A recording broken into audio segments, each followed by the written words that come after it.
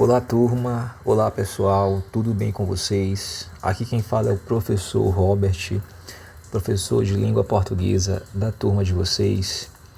Hoje estamos aqui para fazer a última correção desse semestre, né? Na oportunidade, eu até perguntei se vocês queriam para nós avançarmos os conteúdos, né? Saímos do sujeito e irmos para o estudo do predicado. E vocês disseram que queriam mais uma atividade sobre o sujeito para fixar esse aprendizado. Eu acho que foi até bom, porque não daria tempo de nós vermos, né, todo o estudo predicado, porque já temos só essa semana, a outra semana vai ser semana de avaliação, a semana depois, posterior, vai ser de recuperação, e aí vai finalizar o semestre dia 30. Então, foi bom mesmo a gente fechar no sujeito, né, para retornarmos, né, com força total, não sei se de forma híbrida, indo para a escola um tempo e depois estudando online, ou se ainda será só online. De qualquer forma, desde já eu quero agradecer o compromisso da turma, das minhas turmas todas, vocês são os mais compromissados. Quero que vocês continuem assim, porque não está sendo fácil, né? Isso está desde o ano passado, esse tipo de ensino, e todos nós tivemos que nos adaptar, e vocês, mesmo com pouca idade, têm demonstrado muita maturidade em fazer as atividades, em participar das aulas e, enfim, né? Seguindo os roteiros que os professores mandam, fazendo aquilo que tem que ser feito. Então, sem mais delongas, pessoal, vamos à atividade de hoje. Eu vou responder para vocês. É uma atividade bem simples, né? Na primeira questão, ele quer para nós identificarmos o sujeito. Na segunda questão, ele quer para a gente classificar. Vocês já sabem que eu identifico o sujeito localizando primeiramente o verbo da oração, né? Como o sujeito é um termo da oração, aqui só tem oração, então consequentemente tem verbo em cada oração dessa, em cada frase verbal dessa, né? Então eu localizo o verbo, pergunto para o verbo quem faz o que, e a resposta dele vai ser o sujeito. Então vamos começar. Na velha capela da praça bate o sino.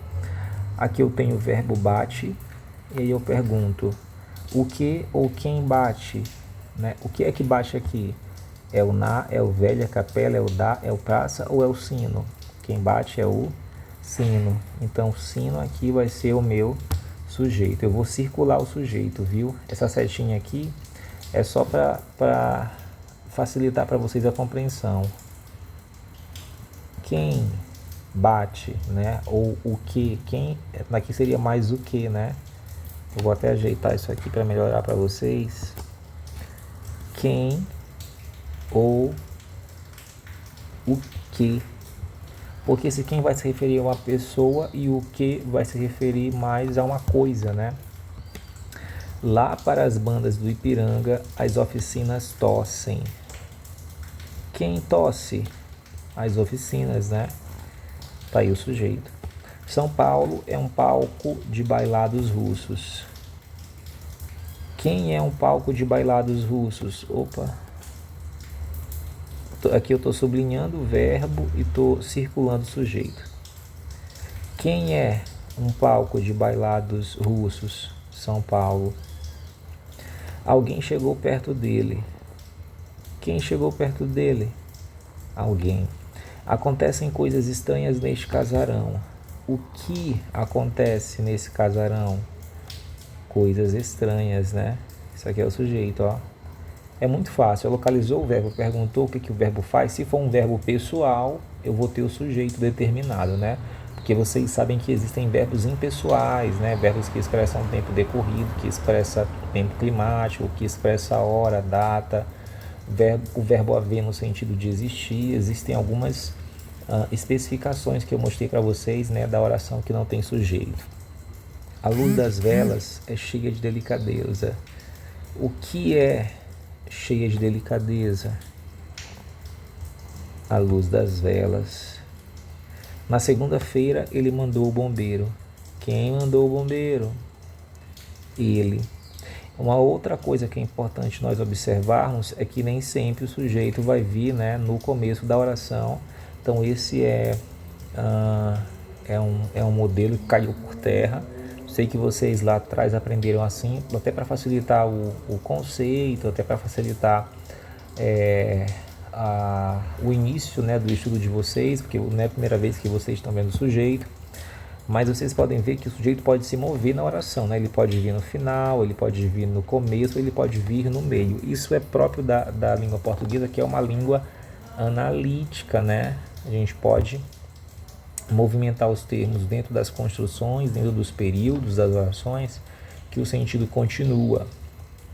Há jogadores leais e desleais. Olha, aqui eu não tenho sujeito, porque aqui eu tenho o verbo haver, no sentido de existir, e eu não posso dizer que jogadores leais e desleais, é o sujeito dessa oração, porque o verbo haver aqui, ele está com o sentido, né, de existir.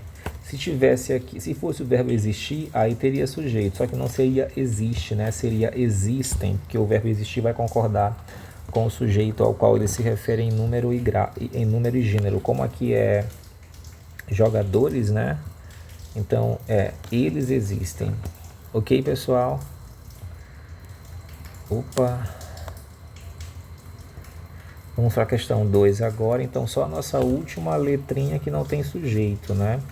Ele quer para classificar. Então, a classificação do sujeito é bem simples, né? O sujeito simples tem só um núcleo. Sujeito composto, mais de um núcleo. Sujeito oculto, elíptico ou desinencial é aquele que eu determino pela terminação do verbo, mas ele não aparece. O sujeito indeterminado existe, mas eu não posso determinar, não posso dizer quem que pratica a ação do verbo. O sujeito, a oração sem sujeito, né? Ela pode se dar de algumas formas, né? O verbo expressa fenômeno, ou então o verbo expressa tempo decorrido, né? Tipo o verbo fazer, o verbo ser, que expressa data e hora, o verbo haver, no sentido de existir, também não tem sujeito. Todos eles serão verbos impessoais, certo? Então vamos começar. O passeio era demorado e filosófico. Ainda continua aquele mesmo processo, né? Eu vou aí identificar o sujeito. Opa. Espera aí, pessoal, não era bem isso. Cliquei errado. É aqui, né? Eu vou identificar o sujeito através do verbo. Localizo o verbo, né? E aí o verbo vai me dizer quem é o sujeito. O que era demorado e filosófico, ou quem? No caso aqui é o que, né? O passeio. Sujeito o que? Sujeito simples. Eu vou abreviar aqui, mas vocês podem colocar certinho no caderno de vocês. Eram todos uns pobres ignorantes. O verbo era. Quem era, né? Quem eram, no caso? Pobres ignorantes, todos. Sujeito simples. Vamos lá, só tive que descer aqui. Só não bulam com ele. Do verbo bulir, né? Quem é que não bule? Fica até estranho conjugar esse verbo. Quem é que não mexe? Quem é que não faz esse tipo de brincadeira com ele, né? Mas na conjugação seria bulir, seria quem é que não bule mesmo. Aqui não seria o bule o objeto, seria o bule de bulir, né? Mas é um verbo que quase não é usado.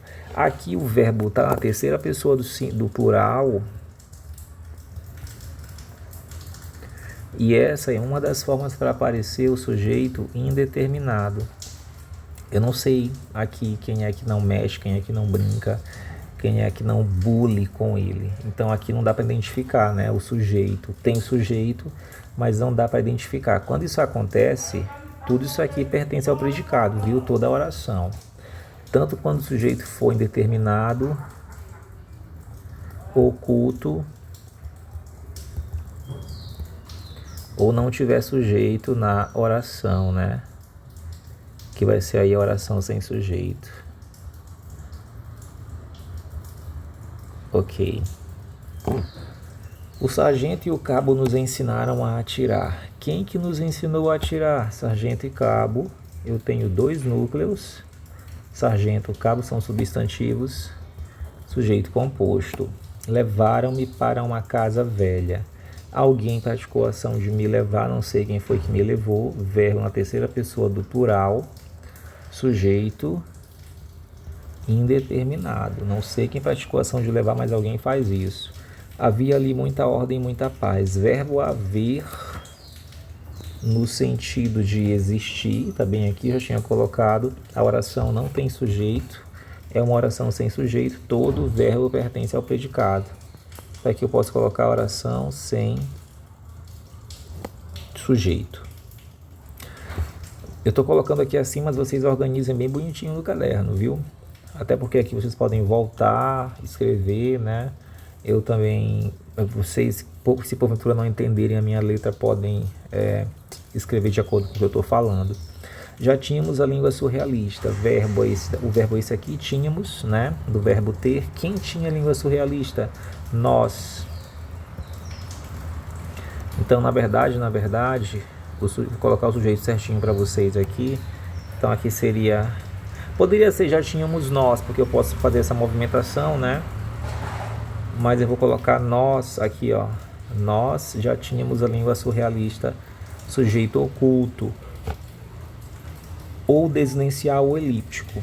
Há duas espécies de artistas, verbo haver no sentido de existir, não tem sujeito. Então aqui é oração sem sujeito. Verbo haver, ó, com sentido de existir.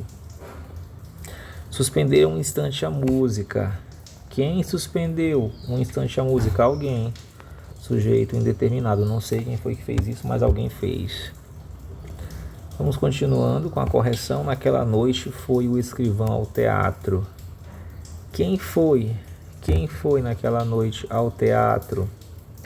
O escrivão. Aqui, sujeito simples. Havia bem 10 dias. Verbo haver, indicando aqui tempo transcorrido, né? Tempo passado.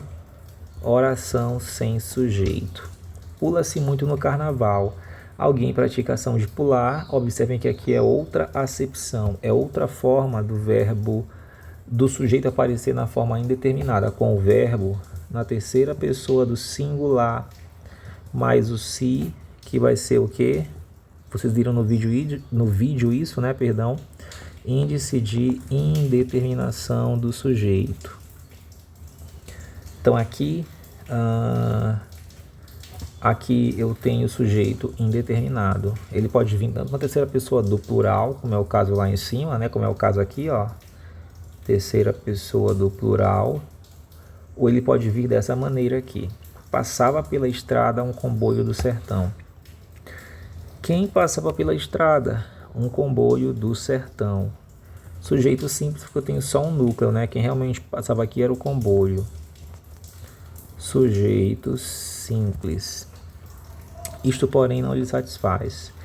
O que não lhe satisfaz? Isto. Sujeito simples. No dia seguinte, choveu torrencialmente. Aqui eu tenho um verbo que expressa um fenômeno. Choveu, expressa fenômeno da natureza. Oração sem sujeito. Se fosse no dia seguinte, a chuva destruiu o vilarejo. Aí o sujeito seria a chuva, né? Porque quem pratica a ação de destruir nesse caso aí é a chuva. Tudo bem, pessoal? Então essa foi a nossa correção, eram apenas 2 questões. Eu espero que vocês tenham conseguido aprender a estrutura, né, do sujeito, o conceito, as características, os tipos, para que vocês possam mais para frente aí dominar o próximo termo essencial da oração, que é o predicado, que é um pouquinho mais difícil porque tem o verbo, né? E no estudo do predicado a gente vai estudar o verbo dentro da predicação, né? Dentro dos sentidos que ele pode ter na oração. Ele pode ser um verbo com sentido completo, sem sentido completo. E existem muitas regrinhas, né, dentro desse estudo aí. Vocês vão ver quando a gente estiver lá vendo o predicado. Agradeço a atenção de todos, fiquem com Deus, pessoal, e até a próxima.